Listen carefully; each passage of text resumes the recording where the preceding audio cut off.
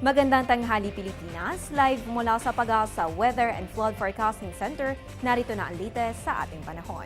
Intertropical Convergence Zone ang dominant weather system na umiiral sa ating bansa, particular na sa Mindanao, kung saan makakaranas ng mahihina hanggang katamtamang pagulan, pati maging dito sa may Eastern Visayas. Habang dito naman sa natitirang bahagi ng bansa ay makakaranas ng fair weather, pero syempre maging handa pa rin po sa mga isolated thunderstorms ngayong hapon o gabi.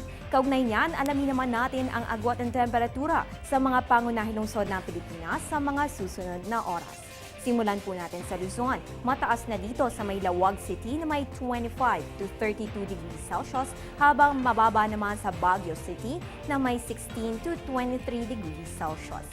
Punta naman po tayo ng Visayas, pare-parehong 24 to 32 degrees Celsius ang Iloilo, Bacolod at Tacloban, habang mataas naman na ang 25 to 31 degrees Celsius sa may Metro Cebu. At sa Mindanao, mataas na po sa may Metro Davao na may 25 to 32 degrees Celsius, habang mababa naman sa Cagayan de Oro na may 23 to 33 degrees Celsius. Magbabalik ang ating ulat panahon makalipas ang isang paalala. Teng, ang package. Ma'am, sabi ng Air 21 on the road na.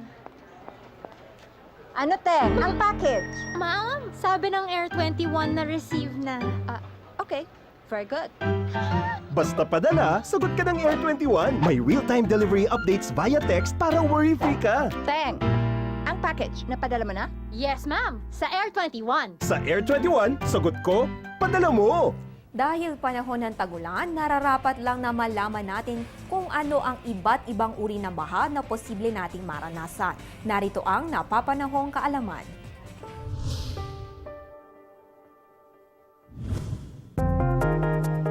Ang baha ay resulta ng iba't ibang mga weather system. Maaari rin itong epekto ng ilang mga mapaminsalang gawain laban sa kalikasan, katulad ng illegal logging at kaingin.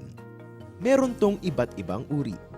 Una, ang flash flood na sanhi ng walang tigil na pag-ulan, storm surge, tsunami at pagkasira ng dam. Ang coastal flood naman ay ang pagbaha sa tabing dagat dahil sa tsunami at storm surge. Sanhi naman ng river flood ang pagtaas ng tubig sa mga ilog dahil sa matinding pag-ulan. Ikahuli, ang dam spill flood na resulta ng pagkasira ng dam dahil sa lindol o di kaya ng bigla ang pagtaas ng tubig dahil sa malakas na ulan.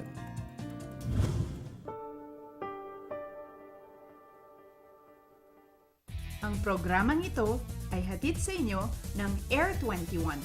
Sagot ko, padala mo! Ang update na ito ay hatid sa inyo ng Panahon TV Express, kung saan walang pinipiling panahon ang pagbibigay impormasyon. Ako po ang inyong weather girl April Enerio. Magandang tanghali.